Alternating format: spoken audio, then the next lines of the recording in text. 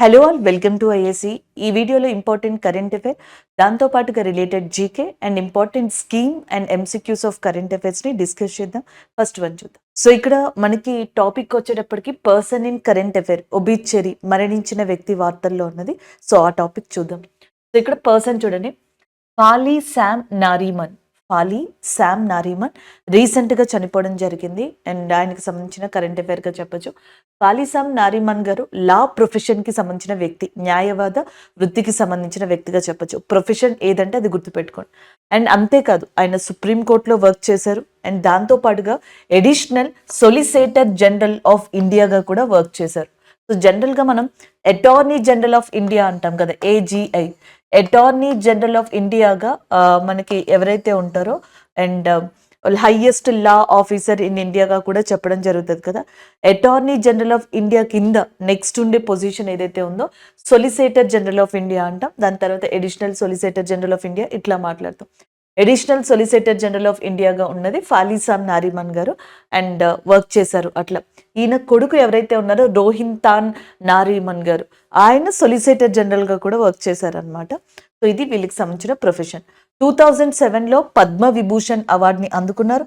1991లో Padma Bhushan award అనేది కూడా వచ్చింది ఈయనకి. అండ్ అంతేకాకుండా ఈయనకి సంబంధించి ఒక ఆటోబయోగ్రఫీ ఉంది, దాని పేరు before memory fades. Before memory fades అనే ఆటోబయోగ్రఫీ ఎవరికి సంబంధించింది? ఫలీ శామ్ నారీమన్ గారికి సంబంధించింది. Additional solicitor general of India, సుప్రీంకోర్టులో కూడా వర్క్ చేసిన వ్యక్తి అండ్ న్యాయవాదిగా చాలా కేసెస్ని వాదించిన వ్యక్తిగా ఉన్న ఎవరైతే మనకి ఫాలీ శామ్ గారు ఉన్నారో రీసెంట్గా మరణించారు. సో దానికి సంబంధించింది అండ్ ఇది గుర్తుపెట్టుకుంటే సరిపోతుందండి. అటార్నీ జనరల్ ఆఫ్ ఇండియా కింద ప్రజెంట్ వెంకటరమణి గారు ఉన్నారు, ఏజీఐ ఆఫ్ ఇండియా కింద. అది ఒకటి జీకే క్వశ్చన్ కింద మీరు రిపీట్ చేసుకోవచ్చు. సో నెక్స్ట్ కరెంట్ అఫైర్, ఈ టాపిక్ మీరు ఇంటర్నేషనల్ ఆర్గనైజేషన్ పరంగా జనరల్గా చూసుకోవచ్చండి. సో మనం ఇక్కడ చూసుకున్నట్టయితే ఐబిఎస్ఏ అని చెప్పేసి ఉందన్నమాట. సో ఇక్కడ IBSA stand for India, Brazil, South Africa and ఈ 3 కంట్రీలకి సంబంధించిన ఒక కూటమిగా, ఒక ఫోరంగా ఐబిఎస్ఏ అనేదాన్ని చెప్పొచ్చు. దీనికి పర్టికులర్గా హెడ్ క్వార్టర్స్ అంటూ ఏం లేదండి. సో యాన్యువల్గా మీటింగ్స్ జరుగుతూ ఉంటాయి. అలాంటి ఐబిఎస్ఏకి ఇండియా $1 మిలియన్ ఫండ్గా ఇవ్వడం జరిగింది. అది దేనికోసం అంటే poverty and hunger elevation. So మనకి ఏదైతే పేదరికం మరియు ఆకలికి సంబంధించిన ప్రాబ్లమ్స్ ఉంటాయో దాన్ని రూపుమాపడానికి మనకి ఐబిఎస్ఏ అనే ఫోరం ఉంది చూసారా, ఇది 2004లో 2004లో పోవర్టీ ఫండ్ అనే దాన్ని రైజ్ చేసింది అనమాట. Poverty and hunger elevation fund అనే దాన్ని ఎస్టాబ్లిష్ చేసింది. సో ఈ ఫండ్ని ఎవ్రీ ఇయర్ కూడా ఇందులో ఉన్న ఒక్కొక్క కంట్రీ లేకపోతే ఒక్కొక్క రొటేషన్ బేస్డ్గా ఒక్కొక్క కంట్రీ ఇచ్చుకుంటూ రావాలి. అలాగే ఈసారి రీసెంట్గా మనకి ఇండియా $1 మిలియన్ ఐబిఎస్ఏకి ఫండ్గా ఇవ్వడం జరిగింది. దానికి సంబంధించిన కరెంట్ అఫైర్ ఇది. అండ్ 2024లో ఐబిఎస్ఏ యొక్క సమిట్ ఎక్కడ జరగబోతుంది అంటే బ్రెజిల్లో జరగబోతుంది. So this is all about this current అఫైర్గా చెప్పొచ్చు అనమాట. అండ్ ద నెక్స్ట్ వచ్చేటప్పటికి ఏంటంటే నార్మల్గా మనకి North Atlantic Treaty Organization NATO అనేది ఉంది. North Atlantic Treaty Organization USA లేదా వెస్ట్రన్ కంట్రీస్ ఏవైతే ఉన్నాయో వెస్ట్రన్ కంట్రీస్ యొక్క అతిపెద్ద సైనిక సహకారి కూటమి, మిలిటరీ అలయన్స్గా దీన్ని చెప్పొచ్చు అనమాట, యూరప్ అండ్ వెస్ట్రన్ కంట్రీస్కి సంబంధించి. అయితే నాటోకి దీటుగా మనకి ఏషియాకి సంబంధించి కూడా షాంఘై కోఆపరేషన్ ఆర్గనైజేషన్ లాంటిది ఏర్పడింది. దాని తర్వాత మీరు G7 చూసినట్టయితే G7లో యుఎస్ఏ, యూకే లాంటి కంట్రీలతో మనకి ఈ జపాన్ని ఏషియా నుంచి తీసుకుని ఈ మనకి G7 కూటమి ఏర్పడింది. సో దాని తర్వాత G20 అనేది కూడా ఎస్టాబ్లిష్ అయింది. సో ఇవన్నీ ఏంటి అంటే మనకి ఎకనామికల్గా, జాగ్రఫికల్గా, పొలిటికల్గా స్టెబిలిటీగా ఉండడం కోసం, డెవలప్మెంట్ కోసం కొన్ని కంట్రీలు కలిసి ఒక ఆర్గనైజేషన్గా ప్రారంభం అవ్వడం స్టార్ట్ అయ్యాయి. దానికి దీటుగా అపోనెంట్గా ఇంకొక ఆర్గనైజేషన్ ప్రారంభం అవ్వడం స్టార్ట్ అయింది. అలా ప్రపంచంలో మనకి చాలా ఆర్గనైజేషన్స్ వచ్చాయి, చాలా ఫారమ్స్ వచ్చాయి. ఆ ఫారమ్స్లో వన్ ఆఫ్ ద ఇంపార్టెంట్ ఫారమ్గా ఐబిఎస్ఏ అనే దాన్ని చెప్పొచ్చు అనమాట. India, Brazil, South Africa. In fact చెప్పాలంటే ఇలాంటి కూటముల్లోనే వన్ ఆఫ్ ద ఇంపార్టెంట్ సమిట్గా మనం బ్రిక్స్ అనే సమిట్ని కూడా చెప్పడం జరుగుతుంది. Brazil, Russia, India, China, South Africa. So ఈ బ్రిక్స్లో న్యూ మెంబర్స్ కూడా రాబోతున్నారు. ఇరాన్ అనే న్యూ మెంబర్ రాబోతుంది, ఈజిప్ట్ అనే న్యూ మెంబర్ రాబోతుంది. ఇవన్నీ న్యూ మెంబర్స్గా రాబోతున్నారు. అలాగే G20కి సంబంధించి ఈ సంవత్సరం సమావేశం కూడా ఎక్కడ జరగబోతుంది అంటే బ్రెజిల్లో జరగబోతుంది. బ్రిక్స్ యొక్క ఈ సంవత్సరం సమావేశం అనేది మనకి ఏ కంట్రీలో జరగబోతుంది అంటే రష్యాలో జరగబోతుంది. SCO యొక్క సమావేశం అనేది ఏ కంట్రీలో జరగబోతుంది ఈ సంవత్సరం అంటే కజకిస్తాన్లో జరగబోతుంది. నాటో యొక్క సమావేశం ఈ సంవత్సరం ఎక్కడ జరగబోతుంది అంటే వాషింగ్టన్ డీసీలో జరుగుతుంది. సో ఇలా ఒక్కొక్క దానికి ఒక్కొక్కటి ఉందండి. రీసెంట్గా ఏ ఇంటర్నేషనల్ న్యూస్ అంటే ఈ రోజు చెప్పుకుంటున్న ఇంటర్నేషనల్ న్యూస్లో ఏ ఫోరం మనకి న్యూస్లో ఉందంటే IBSA అనేది వార్తల్లో ఉంది, దానికి సంబంధించింది. సో నెక్స్ట్ టాపిక్ నేషనల్ రిలేటెడ్గా చూడొచ్చు. సో ఇక్కడ చూడండి, first skill centre in Odisha inaugurated by union minister of education Dharmendra Pradhan గారు. సో మనకి విద్యాశాఖ మంత్రి అయిన ధర్మేంద్ర ప్రధాన్ గారు ఒడిస్సాలో అండ్ ఇండియాలో కూడా ఫస్ట్ స్కిల్ సెంటర్ అనే దాన్ని ఏర్పాటు చేశారు, లేదా ఒడిస్సాలోనే మనకి ఫస్ట్ స్కిల్ సెంటర్గా దీన్ని చెప్తున్నారు. సో అది మనకి ఒడిస్సాలోని సంబాల్పూర్ అనే ప్రాంతంలో ఏర్పరచడం జరిగింది. దానికి సంబంధించిన కరెంట్ అఫైర్ ఇది. First skill centre in Odisha Dharmendra Pradhan గారు ఇనాగ్రేట్ చేశారు సంబాల్పూర్లో. సో ఈ స్కిల్ సెంటర్ అనేది దేనికి అంటే మనకి లైక్ అటు ఎంప్లాయ్మెంట్ని జనరేట్ చేయడానికి అండ్ స్కిల్ డెవలప్మెంట్ని పెంచడానికి, ఈ రెండింటికి కూడా ఇది యూజ్ అవుతుంది అని చెప్తున్నారు.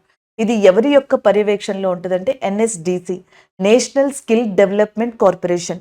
సో మనకి జాతీయ నైపుణ్య అభివృద్ధి సంస్థ ఏదైతే ఉందో దాని యొక్క ఆధ్వర్యంలో, ఈ NSDC ఆధ్వర్యంలో మనకి స్కిల్ సెంటర్ అనేది నడుస్తుంది అనమాట.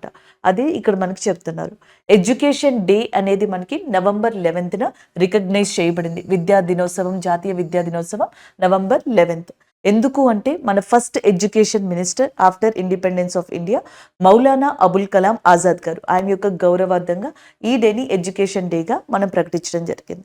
అలాగే నిన్న కరెంట్ అఫైర్లో ఒకటి చూసాం, జాతీయ విద్యా విధానం 2020.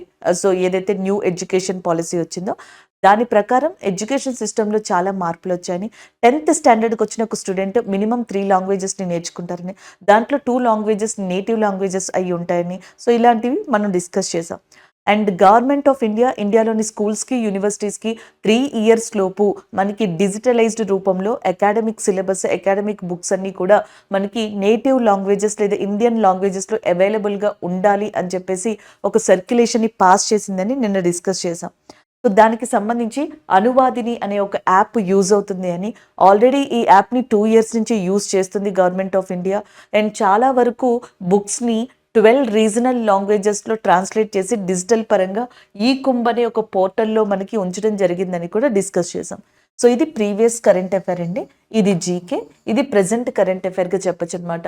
So first skill centre in ఒడిస్సాగా చెప్పొచ్చు దీన్ని. సో మనకి రీసెంట్గా స్టార్ట్ అయింది.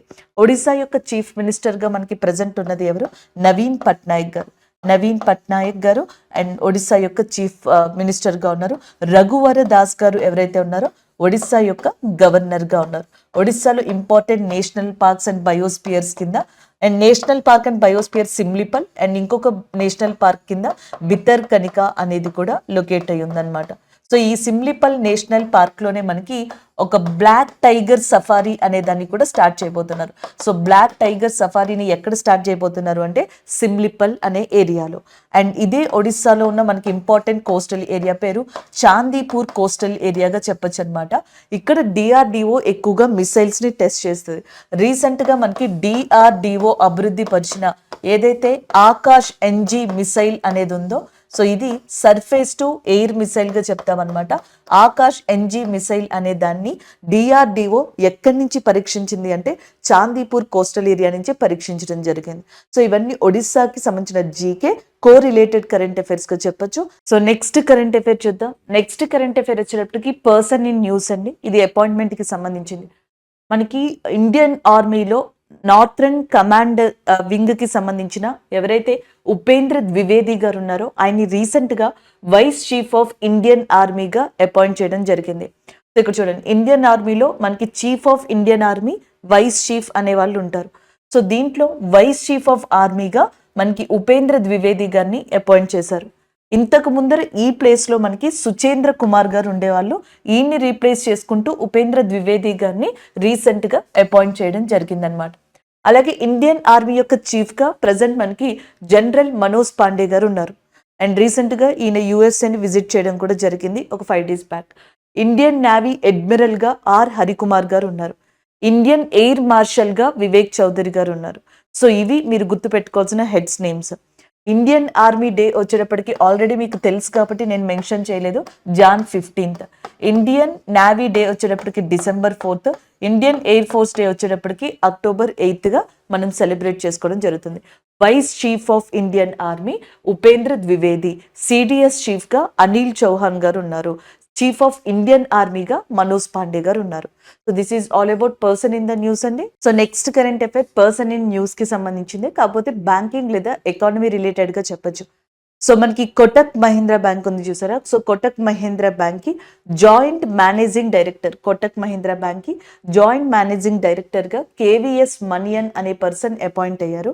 అలాగే డిప్యూటీ మేనేజింగ్ డైరెక్టర్ గా శాంతి ఏకాంబరం అనే పర్సన్ మనకి అపాయింట్ అవ్వడం జరిగింది.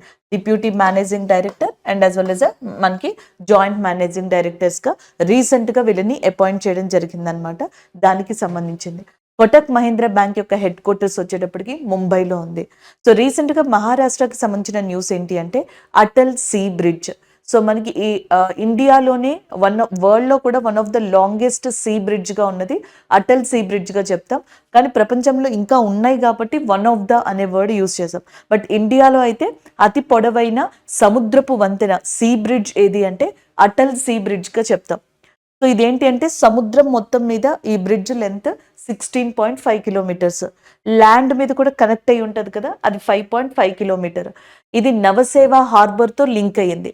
సో మనకి ల్యాండ్ అండ్ ఇక్కడ సముద్రం మీదది, అలాగే నెక్స్ట్ ల్యాండ్ మీద కనెక్ట్ అయింది, అలాగే ఒక హార్బర్కి లింక్ అయింది. టోటల్గా ఈ బ్రిడ్జ్ లెంత్ 21.8 కిలోమీటర్స్. అలా ఇవ్వకుండా మీకు ల్యాండ్ మీద ఎంత, సీకి సంబంధించి ఎంత అంటే ఇట్లా చూసుకోవచ్చు అనమాట. ఇది అటల్ సీ బ్రిడ్జ్కి సంబంధించిన ఇన్ఫర్మేషన్గా చెప్పొచ్చు. రిలేటబుల్ కరెంట్ అఫైర్గా దాన్ని మీరు అక్కడ చదువుకోవచ్చు. సో ఇక్కడ ఎంసీక్యూస్ చూద్దాం. Where has India's navy's military exercise Milan 24 begin? So Milan 24 అనే ఇండియా యొక్క నావిక యుద్ధ విన్యాసం ఎక్కడ మొదలైంది? చెన్నై, విశాఖపట్నం, ముంబై అండ్ కొచ్చి. సో విశాఖపట్నం ఏరియాలో మిలాన్ 24 అనే ఒక యుద్ధ విన్యాసం స్టార్ట్ అయిందనమాట. మిలాన్ అంటే అర్థం మల్టీలేటరల్ నావల్ ఎక్సర్సైజ్గా చెప్తాం. ఇండియాలో కండక్ట్ చేసే అతిపెద్ద నావిక విన్యాసంగా దీన్ని చెప్తారు. ఎందుకంటే ఈ విన్యాసంలో 51 కంట్రీస్, దాదాపుగా 51 countries will participate in this ఎక్సర్సైజ్గా కూడా చెప్పొచ్చు. ఆల్రెడీ స్టార్ట్ అయింది Feb 19th విశాఖపట్నంలో. దీని యొక్క థీమ్ వచ్చేటప్పటికి ఏంటంటే harmony and next cohesion and cooperation. So cohesion, cooperation and harmonium అనేది దీనికి సంబంధించిన ఇంపార్టెంట్ ఏమంటాం థీమ్గా ఉందన్నమాట. సో థీమ్ని గుర్తుపెట్టుకోండి, ఎక్సర్సైజ్కి సంబంధించింది గుర్తుపెట్టుకోండి. ఎక్కడ జరుగుతుంది అంటే విశాఖపట్నంలో జరుగుతుంది. సో ఆప్షన్ బి అనేది ఇక్కడ కరెక్ట్ ఆన్సర్ అవుతుంది. గతంలో కూడా ఇలాంటి నావీ ఎక్సర్సైజ్లు వేరే కంట్రీతో ఇండియా కండక్ట్ చేసింది. లైక్ స్లినెక్స్, ఇండియాకి శ్రీలంకకి సంబంధించిన నావీ ఎక్సర్సైజ్ ఇది. Even Malabar quad countries conduct చేసే నావీ ఎక్సర్సైజ్గా చెప్పొచ్చు అనమాట. మల్బార్ ఎక్సర్సైజ్ కావచ్చు. అలాగే నెక్స్ట్ వచ్చేటప్పటికి మనకి వరుణ, ఫ్రాన్స్ అండ్ ఇండియన్ నావీకి సంబంధించి కండక్ట్ చేసే ఎక్సర్సైజ్గా వరుణ అనే దాన్ని చెప్పొచ్చు. అలాగే నెక్స్ట్ జాయెద్ తల్వార్, అది యూఏఈకి ఇండియాకి సంబంధించిన నావీ ఎక్సర్సైజ్గా చెప్పొచ్చు. And Zayed Talwar is a navy exercise. Varuna, Malabar, SLINEX ఇవి ఇండియా డిఫరెంట్ కంట్రీస్తో పార్టిసిపేట్ చేసే ఎక్సర్సైజెస్గా చెప్పడం జరుగుతుంది. సో బట్ ఇండియా కండక్ట్ చేసే ఎక్సర్సైజ్ వేరియస్ కంట్రీస్తో ఏది అంటే దట్ ఈజ్ అ మిలాన్ 2024 అనేది విశాఖపట్నంలో స్టార్ట్ అయింది. అలాగే ఇండియన్ నావీ డే అనేది ఎప్పుడు రికగ్నైజ్ చేస్తారంటే December 4th Indian navy day అనే దాన్ని రికగ్నైజ్ చేయడం జరిగింది. So next current affair MCQ. Rituraj Singh has passed away recently and he related to. So మనకి రితురాజ్ సింగ్ అనే పర్సన్ రీసెంట్గా చనిపోయారు. ఆయన సింగరా, యాక్టరా, టెన్నిస్ ప్లేయరా, సోషల్ వర్కరా అని చెప్పేసి అడుగుతున్నారు. సో రీసెంట్గా మరణించిన వాళ్ళలో ఇన్ ఒబిచరీస్ సింగర్ వచ్చేటప్పటికి ప్రభా ఆత్రే గారు, ఆమె సింగరే, రీసెంట్గా చనిపోయారు. చంపలక్ష్మి గారు హిస్టోరియన్ అనమాట, ఈమె కూడా చనిపోవడం జరిగింది. సో ఇవన్నీ జనరల్గా గుర్తుపెట్టుకోవచ్చండి. అయితే ఇక్కడ యాక్టర్ అనమాట రితురాజ్ సింగ్ గారు హార్ట్ అటాక్ వల్ల రీసెంట్గా ఆయన చనిపోవడం జరిగింది. ఆయన మూవీస్లో యాక్ట్ చేశారు, వెబ్ సిరీస్లో యాక్ట్ చేశారు, టెలివిజన్ సీరియల్స్లో కానీ టెలివిజన్ దాంట్లో కానీ ఈయన యాక్ట్ చేయడం జరిగింది. రితురాజ్ సింగ్ గారు రీసెంట్గా మరణించారు. ఆప్షన్ బి ఏదైతే ఉందో అది కరెక్ట్ ఆన్సర్ అవుతుంది. నెక్స్ట్ వన్ చూద్దాం. సో నెక్స్ట్ ఎంసీక్యూ చూడండి. 4th edition of Khelo India university games has begin in which state? ఏ రాష్ట్రంలో 4th Khelo India university games అనేవి స్టార్ట్ అయ్యాయని అడుగుతున్నారు. రీసెంట్గా ఖేలో ఇండియా యూత్ గేమ్స్ అనేవి మనకి 6th ఎడిషన్ తమిళనాడులో జరిగిందండి. దాని తర్వాత ఖేలో ఇండియా వింటర్ గేమ్స్ అనేవి స్టార్ట్ అయ్యాయి. మొట్టమొదటిగా అవి లడాఖ్లో స్టార్ట్ అయ్యాయి, తర్వాత కాశ్మీర్లో కంప్లీట్ అవుతాయి. Khelo India university games start అయింది అస్సాంలో రీసెంట్గా. Option C is the correct answer. First edition of Khelo India university games 2020లో ఒడిస్సాలోని భువనేశ్వర్లో స్టార్ట్ అయ్యాయి. యాక్చువల్గా ఖేలో ఇండియా యూత్ గేమ్స్ ఏమో 2018లో స్టార్ట్ అయ్యాయి. ఖేలో ఇండియా యూనివర్సిటీ గేమ్స్ 2020లో స్టార్ట్ అయినాయి అనమాట. సో అలా మనకి ఇప్పుడు 4th ఎడిషన్ అస్సాంలో జరుగుతుంది, ఆల్రెడీ స్టార్ట్ అయింది. ఆప్షన్ సి అనేది కరెక్ట్ ఆన్సర్ అవుతుంది. అస్సాం యొక్క చీఫ్ మినిస్టర్గా హిమాంత బిశ్వ శర్మ ఉన్నారు. అస్సాం యొక్క గవర్నర్గా గులాబ్ చంద్ కటారియా గారు ఉన్నారు. Assam is very famous for tea production and దానికి సంబంధించిన ఇంపార్టెంట్ ప్లేస్గా సుర్మా వ్యాలీ అనే దాన్ని చెప్తాం. అస్సాంలో ఇంపార్టెంట్ నేషనల్ పార్క్గా కజిరంగా నేషనల్ పార్క్ని చెప్పడం జరుగుతుంది. అస్సాంలో ఇంపార్టెంట్ బయోస్పియర్గా మానస్ అనే బయోస్పియర్ని చెప్పొచ్చు. అండ్ అస్సాంలో ఇంపార్టెంట్ రివర్ వచ్చేటప్పటికి బ్రహ్మపుత్ర రివర్ అనేది అస్సాంలో చాలా ఇంపార్టెంట్ రివర్. ఇదే అస్సాంకి ఫార్మర్ చీఫ్ మినిస్టర్గా ఉన్నారు సర్బానంద సోనోవాలా గారు. ఈ సర్బానంద సోనోవాలా గారే ప్రజెంట్ మినిస్ట్రీ ఆఫ్ ఆయుష్కి సంబంధించిన మంత్రిగా కూడా ఉన్నారు. సో ఇది దీనికి సంబంధించిన information. Option C is a correct answer. So next చూడండి, where has the foundation stone of కల్కి ధామ్ టెంపుల్ బీన్ హెల్డ్ అని చెప్పేసి అడుగుతున్నారు. సో కల్కి ధామ్ టెంపుల్ అనేది రీసెంట్గా ప్రైమ్ మినిస్టర్ నరేంద్ర మోదీ గారు ఆ టెంపుల్ యొక్క ఫౌండేషన్ని ప్రారంభించారు. ఫౌండేషన్ కోసం అని చెప్పేసి అటెండ్ అవ్వడం జరిగిందనమాట. అయితే అది ఏ స్టేట్లో ఉంది అని చెప్పేసి అడుగుతున్నారు. Option A Assam. సో అస్సాంలో రీసెంట్గా ప్రైమ్ మినిస్టర్ నరేంద్ర మోదీ గారు ప్రారంభించింది ఏది అంటే కామాఖ్య టెంపుల్ అని చెప్పేసి అంటాం. కామాఖ్య టెంపుల్ ఉన్నది మనకి అస్సాంలో. ఆ కామాఖ్య టెంపుల్ కారిడార్ని ప్రారంభించింది కూడా ప్రైమ్ మినిస్టర్ నరేంద్ర మోదీ గారి అస్సాంలో ఉంది. గుజరాత్లో ఇంపార్టెంట్ టెంపుల్గా ఉన్నది సోమనాథేశ్వర ఆలయం అని చెప్పేసి అంటాం. సోమనాథేశ్వర ఆలయం అనేది గుజరాత్లో లొకేట్ అయి ఉంది. ఈ ఆలయ ట్రస్ట్ చైర్పర్సన్గా ప్రైమ్ మినిస్టర్ నరేంద్ర మోదీ గారే ఉన్నారు. అలాగే నెక్స్ట్ ఉత్తరప్రదేశ్ అండ్ మధ్యప్రదేశ్ అని చెప్పేసి ఉన్నాయి. మధ్యప్రదేశ్లో మనకి ఉజ్జయిని మహాకాళి అనే పర్సన్ ఎవరైతే ఉన్నారో, ఉజ్జయిని మహాకాళి అనే టెంపుల్ ఏదైతే ఉందో అది న్యూస్లో ఉంది. అండ్ ద నెక్స్ట్ వన్ ఉత్తరప్రదేశ్లోని సంబాల్ అనే ప్రాంతంలో సో ఇప్పుడు మనకి ఈ మహాకల్కి ధామ్ టెంపుల్ అనే దాన్ని ఫౌండేషన్ స్టోన్ని ప్రారంభించారు ప్రైమ్ మినిస్టర్ నరేంద్ర మోదీ గారు. అంతేకాకుండా ఆల్మోస్ట్ చాలా ప్రాజెక్ట్స్ 10 lakh crores 10 లక్షల కోట్ల విలువ కలిగిన డిఫరెంట్ ప్రాజెక్ట్స్ని లక్నోలో రీసెంట్గా ప్రైమ్ మినిస్టర్ నరేంద్ర మోదీ గారు ప్రారంభించడం జరిగింది. యూపీ యొక్క చీఫ్ మినిస్టర్గా యోగి ఆదిత్యనాథ్ గారు, గవర్నర్గా ఆనందీబెన్ పటేల్ గారు ఉండడం జరిగింది. ఈ యూపీలో ఒకే ఒక్క నేషనల్ పార్క్ ఉంది, అది Dudhwa national park. And Kathak డాన్స్కి ఉత్తరప్రదేశ్ అనేది పెట్టింది పేరుగా చెప్పొచ్చు, even north part of India.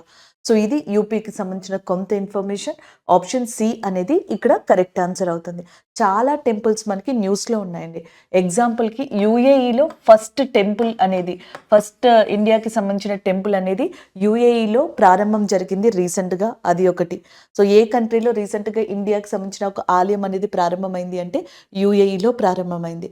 అలాగే నెక్స్ట్ వచ్చేటప్పటికి అయోధ్య టెంపుల్ ఏదైతే ఉందో అది ఇనాగ్రేషన్ అనేది జరిగింది ఈ సంవత్సరమే. అలాగే నెక్స్ట్ వచ్చేటప్పటికి ఉజ్జయిని మహాకాళి అమ్మవారు ఏదైతే ఉందో ఆ టెంపుల్ అనేది మనకి ఇటీవల వార్తల్లో ఉంది. కామాఖ్య టెంపుల్ అస్సాంకి సంబంధించి Kamakhya corridor prime minister Narendra Modi గారు ప్రారంభించారు. అంతేకాకుండా సోమనాథేశ్వర ఆలయానికి ట్రస్ట్ చైర్పర్సన్గా కూడా నరేంద్ర మోదీ గారు ఉన్నారు. దానివల్ల అది కూడా న్యూస్లోకి రావడం జరిగింది. ఇలా పలు టెంపుల్స్ న్యూస్లో ఉన్నాయి. బట్ ఇక్కడ రీసెంట్గా కల్కి ధామ్ టెంపుల్కి ఫౌండేషన్ స్టోన్ని ప్రారంభించింది నరేంద్ర మోదీ గారు. అది ఉత్తరప్రదేశ్లోని సంబాల్ అనే ఏరియాలో ఉంది. సో నెక్స్ట్ వన్ చూడండి, large deposits of iron ore have been found in Karauli, it is in which state? రీసెంట్గా అత్యధికమైన ఇనుప ధాతువుకి సంబంధించినవి మనకి ఒక రాష్ట్రంలో అత్యధికంగా బయలుపడ్డాయంట. దాదాపుగా 840 మిలియన్ టన్స్ 840 మిలియన్ టన్స్తో కూడిన ఈ ఐరన్ ఓర్స్ అనేవి కరౌలి అనే ప్రదేశంలో బయలుపడ్డాయి. This Karauli is located in which state? ఏ స్టేట్లో ఉంది అని అడుగుతున్నారు. ఒడిస్సా, రాజస్థాన్, జార్ఖండ్, ఛత్తీస్గఢ్. సో ఆన్సర్ వచ్చేటప్పటికి Rajasthan is a correct answer. రాజస్థాన్లోని కరౌలి అనే ప్రాంతంలో వీటిని కనుగొన్నారు. ఐరన్ అనేది మనకి ఈ ధాతువుల నుంచి వస్తుంది. ఇక్కడ ఓర్ కదా, ఈ ఓర్స్ నుంచి వస్తుంది. Hematite, magnetite, limonite and as well as next siderite నుంచి రావడం జరుగుతుంది అనమాట. సో ప్యూరెస్ట్ ఫార్మ్ ఆఫ్ ఐరన్ని రాట్ ఐరన్ అని చెప్పేసి పిలవడం జరుగుతుంది. అలాగే పిగ్ ఐరన్ లేదా క్యాస్ట్ ఐరన్ అనేది కూడా మనకి ఇంకొక ఫామ్లో అవైలబుల్ ఉంటుంది. ఒకసారి ఇవి జనరల్గా చూసుకోవచ్చండి. అయితే ఇది రాజస్థాన్లో రికగ్నైజ్ చేశారు. రాజస్థాన్ యొక్క చీఫ్ మినిస్టర్గా భజన్ లాల్ శర్మ గారు ఉన్నారు. Present bhajan Lal Sharma is a chief minister of Rajasthan. ఇదే రాజస్థాన్లో ఇంపార్టెంట్గా ఉన్న నేషనల్ పార్క్స్లో సరిస్కా అనే ఒక నేషనల్ పార్క్, రణతంబోర్ అనే నేషనల్ పార్క్స్ ఇంపార్టెంట్గా చెప్పచ్చు. థార్ ఎడారి, థార్ డెజర్ట్ ఉన్నది కూడా రాజస్థాన్ ఏరియాలోనే. అరావలి మౌంటైన్స్ ఉన్నవి రాజస్థాన్ ఏరియాలోనే. అండ్ రాజస్థాన్ పాకిస్తాన్ వైపుగా ఒక బోర్డర్ని కూడా షేర్ చేసుకుంటుంది. అంటే పాకిస్తాన్కి ఇండియాకి మధ్యలో బోర్డర్ వైపు ఉన్న ఏరియాస్లో గుజరాత్ అనేది ఉంటుంది, పంజాబ్ అనేది ఉంటుంది, జమ్మూ కాశ్మీర్ అనే యూనియన్ టెరిటరీ ఉంది. వాటితో పాటుగా రాజస్థాన్ కూడా ఉంటుంది. Option B is a correct answer. So మనం డైలీ ఫోక్ డాన్సెస్ని చూస్తున్నాం కదా. నిన్న గుజరాత్కి సంబంధించిన ఇంపార్టెంట్ జానపద నృత్యాలు ఫోక్ డాన్స్ చూసాం. ఈరోజు జీకే టాపిక్లో ఉత్తరప్రదేశ్కి సంబంధించిన ఫోక్ డాన్సెస్ని చూద్దాం. సో ఫస్ట్ వన్ కజ్రీ అనే ఫోక్ డాన్స్. కజ్రీ. సో ఇది వచ్చేటప్పటికి వర్షాలు వచ్చే ముందర హ్యాపీనెస్ వల్ల ఈ డాన్స్ని పర్ఫామ్ చేస్తారండి. బిఫోర్ దట్ మాన్సూన్స్ అరైవల్ ఈ డాన్స్ని ఉత్తరప్రదేశ్లో పర్ఫామ్ చేస్తారు. కజ్రీ. తర్వాత నౌటంకి. నౌటంకి ఉత్తరప్రదేశ్లో పాపులర్. ఉత్తరప్రదేశ్తో పాటుగా బీహార్లో కూడా కొంతవరకు పాపులర్ అట. బిఫోర్ సినిమాస్, అంటే సినిమాలు ఇండియాలో అసలు మనకి ఇంట్రడ్యూస్ అవ్వక ముందర ఈ నౌటంకి అనేది చాలా మందికి తెలుసు అంట. సేమ్ యాస్టిస్ మూవీలానే ఉంటుంది. ఒక డ్రామా, నాటకాలు అంటారు చూసారా, అట్లాంటి ప్రదర్శనగా చెప్పొచ్చు అనమాట దీన్ని. రస్లీలా. సో రస్లీలా కానీ క్యాల్ కానీ ఈ రెండు లార్డ్ కృష్ణకి సంబంధించినవి. అండ్ ఎస్పెషల్లీ భగవద్గీత స్టోరీస్ అన్ని క్యాల్లో చూపిస్తారంట. చర్కుల. సో విమెన్స్ ఎక్కువగా పర్ఫామ్ చేసే మెయిన్ డాన్స్గా దీన్ని చెప్తారు. 108 ల్యాంప్స్, 108 దీపాలని అరేంజ్ చేసుకొని దాన్ని హెడ్ మీద పెట్టుకొని చేస్తారంట. దాన్ని చార్కులా డాన్స్ అని చెప్పేసి అంటారు. సో ఇది బ్రజ్ రీజియన్. బ్రజ్ ప్రాంతం అంటే ఉత్తరప్రదేశ్లో మథురా ప్రాంతం అనమాట. కృష్ణుడికి సంబంధించిన ప్లేస్. సో అక్కడ ఎక్కువగా దీన్ని పర్ఫామ్ చేస్తారు. సో చార్కా నౌరస్ అనేది యూపీలో చీట్ కోడ్గా గుర్తుపెట్టుకోవచ్చు. చార్కా నౌరస్. చార్ అంటే చార్కులా, కా అంటే క్యాల్గా గుర్తుపెట్టుకోవచ్చు, అలాగే కజ్రీగా కూడా గుర్తుపెట్టుకోవచ్చు. నౌ అంటే నౌటంకి, రస్ అంటే రస్లీలా. చార్కా నౌరస్ అనేది గుర్తుపెట్టుకుంటే సింపుల్గా చార్కుల, క్యాల్, కజ్రీ, నౌటంకి, రస్లీలా. సో ఇవన్నీ కూడా ఉత్తరప్రదేశ్కి సంబంధించిన ఫోక్ డాన్సెస్గా గుర్తుపెట్టుకోవచ్చు. ఉత్తరప్రదేశ్లో చాలా ఫేమస్ క్లాసికల్ డాన్స్ కూడా ఉంది. దాన్ని కథక్గా పిలుస్తారనమాట. Kathak is a famous classical dance in Uttar Pradesh area. So అదొకటి మీరు చూసుకోవచ్చు. అండ్ కొంతమంది స్టూడెంట్స్ అడిగారు పిక్చర్ ఫామ్లో చూపిస్తే మాకు ఇంకా బాగా గుర్తుండిపోతుందని. ఇది కజ్రీ అండి. కజ్రీ మాన్సూన్స్ వచ్చే ముందర జనరల్గా చాలా ఊర్లలో నార్మల్గా చేస్తారు. ఉత్తరప్రదేశ్లో ఈ ఫార్మెట్లో డాన్స్ చేస్తారు Kajri. Next one. So next నేను చెప్పాను నౌటంకి అని చెప్పేసి. నౌటంకి ఇలా కనిపిస్తుంది మీకు చూడడానికి డాన్స్ ఫామ్. నెక్స్ట్ కొంచెం నాటకం రూపంలో వేస్తారు నౌటంకి డాన్స్. నెక్స్ట్ రస్లీలా అనేది ఇలా ఉంటుంది, ఈ గెస్చర్లో ఉంటుంది అనమాట. And the next one. Next వచ్చేటప్పటికి నేను చెప్పాను చార్కులా, 108 ల్యాంప్స్ పెట్టుకుని చేస్తారు అని. అది క్యాల్ డాన్స్ అనేది. ఈ క్యాల్ డాన్స్ లార్డ్ కృష్ణకి సంబంధించింది. ఇలా చేస్తారు. సో మనకి చార్కులా, క్యాల్ డాన్స్ అనేది ఒకటి, నౌటంకి, రస్లీలా, అలాగే నెక్స్ట్ కజ్రీ. అది కాకుండా క్లాసికల్ డాన్స్గా కథక్ అనే దాన్ని చెప్పొచ్చు. పండిట్ బ్రిజు మహారాజ్ ఎవరైతే ఉన్నారో ఆయనని ఫాదర్ ఆఫ్ కథక్ ఇన్ ఇండియాగా కూడా పిలుస్తారు. So this is all about GK topic అండి. ఈరోజు మనం కరెంట్ అఫైర్స్లో చెప్పుకున్నది ఫోక్ డాన్సెస్ ఆఫ్ ఉత్తరప్రదేశ్కి సంబంధించి. సో నెక్స్ట్ మనం డైలీ స్కీమ్ గురించి ఇక్కడ డిస్కస్ చేస్తున్నాం కదా. సో ఈరోజు పథకం లేదా స్కీమ్ గురించి ఒకసారి ఇక్కడ చూద్దాం. Animal husbandry infrastructure development fund scheme. దీన్ని AHIDFగా చెప్పడం జరుగుతుంది. సో మనకి పశు పోషణ అని చెప్పేసి అంటాం కదా. Animal husbandry and infrastructure development, వీటికి సంబంధించిన అభివృద్ధి కోసం ఉన్న స్కీమ్ని మనకి AHIDF స్కీమ్గా చెప్తాం. ఈ AHIDF స్కీమ్ని already government of India 24th Jan 2020 24th Janన మనకి జూన్న ఇంట్రడ్యూస్ చేయడం జరిగింది, జూన్ మంత్లో. కాకపోతే అప్పుడు ఇంట్రడ్యూస్ చేసినప్పుడు చూడండి 15,000 కోట్లతో ఇంట్రడ్యూస్ చేశారు. సో దీన్ని ఇప్పుడు అప్డేట్ చేసి ఈ ప్రాజెక్ట్ని 29,610 క్రోర్స్తో 2025-26 ఇయర్ వరకు కూడా మనకి దీన్ని కొనసాగించేలాగా రీలాంచ్ చేశారనమాట. ఈ ప్రాజెక్ట్ని రీలాంచ్ చేశారు. ఎవరు రీలాంచ్ చేశారంటే శ్రీ పరుషోత్తం రూపాలా గారు. శ్రీ పరుషోత్తమ రూపాలా గారు ఎవరు? Union ministry of fisheries and animal husbandry daring. So మనకి ఎవరైతే ఈ union minister of fisheries and animal husbandry ఉన్నారో, సో ఈయనే ఈ ప్రోగ్రామ్ని మళ్ళీ రీడెవలప్మెంట్ చేసిన దాన్ని ఢిల్లీలో రీసెంట్గా Feb 15న లాంచ్ చేయడం జరిగింది ఈ సంవత్సరం. అదే దీనికి సంబంధించిన స్కీమ్కి సంబంధించిన అప్డేషన్స్ అని. దీంట్లో ఏమవుతుందంటే మనకి నేషనల్ డైరీ డెవలప్మెంట్ బోర్డు ఉంది చూసారా, ఇది ఒకటి. ఫార్మర్ ప్రొడ్యూసర్ ఆర్గనైజేషన్ FPOs ఉన్నాయి చూసారా, ఇవన్నీ దీంట్లో పార్టిసిపేట్ చేసి డిఫరెంట్ ప్రాజెక్ట్స్ని తీసుకొస్తాయి. 2020లో స్టార్ట్ అయిన ఈ ప్రోగ్రామ్ ఇప్పటికే 500 ప్రాజెక్ట్స్ని అప్రూవల్ కూడా ఇవ్వడం జరిగిందనమాట. ఇక మీదట ఇంకా మనకి ఫండింగ్ పెరిగింది కాబట్టి ఇంకా మంచి డెవలప్మెంట్ ఇక్కడ చూడొచ్చు. పౌల్ట్రీ అంటాం, నెక్స్ట్ మిల్క్ డైరీ ప్రొడక్షన్కి సంబంధించింది అంటాం. ఇవన్నీ కూడా ఇన్ఫ్రా పరంగా బాగా అభివృద్ధి చెందుతాయి ఈ పథకం కింద. ఆల్రెడీ గతంలో బ్లూ రివల్యూషన్ అంటే ఫిషరీస్కి సంబంధించి తీసుకొచ్చారు. ఫాదర్ ఆఫ్ బ్లూ రివల్యూషన్ అని హీరాలాల్ చౌదరి గారిని అంటారు, ఆయన కాంట్రిబ్యూట్ చేశారు. గ్రీన్ రివల్యూషన్ MS స్వామినాథన్ గారు తీసుకురావడం జరిగింది. రెయిన్బో రివల్యూషన్ ఈ యానిమల్ హస్బెండరీ అగ్రికల్చర్. మనకి జనరల్గా ఏమంటారు, యానిమల్ హస్బెండరీ ఫిషరీస్ కోసం అని చెప్పేసి, ఎస్పెషల్లీ ఫిషరీస్ కోసం బ్లూ రివల్యూషన్ వచ్చింది, అగ్రికల్చర్ కోసం గ్రీన్ రివల్యూషన్ వచ్చింది. అలా కాకుండా అటు అగ్రికల్చర్ని ఇటు యానిమల్ హస్బెండరీని కూడా ఒకే దగ్గర డెవలప్ చేసేందుకు అరుణ్ కృష్ణన్ గారనే ఒక పర్సన్ మనకి రెయిన్బో రివల్యూషన్ అనే దాన్ని కూడా ప్రపోజల్ తీసుకొచ్చి దాన్ని అభివృద్ధి పరిచారు. సో ఇలాంటివన్నీ ఆల్రెడీ ఉన్నాయి. బట్ ఇన్ఫ్రా పరంగా డెవలప్మెంట్ పొందడానికి గవర్నమెంట్ ఆఫ్ ఇండియా గతంలో లాంచ్ చేసి ఇప్పుడు దాన్ని మళ్ళీ రీలాంచ్ చేసిన పథకం పేరు ఏంటి అంటే animal husbandry infrastructure development fund గా చెప్పొచ్చు. This is all about the scheme అండి. ఈ రోజు ఏవైతే కరెంట్ అఫైర్స్ డిస్కస్ చేసామో వాటి రివ్యూ అనేది ఒకసారి ఇక్కడ చూద్దాం.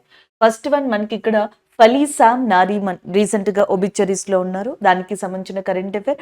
అండ్ ఆయన అడ్వకేట్ గా, లాయర్ గా వర్క్ చేశారు, అడిషనల్ సొలిసిటరీ జనరల్ ఆఫ్ ఇండియాగా కూడా వర్క్ చేశారు.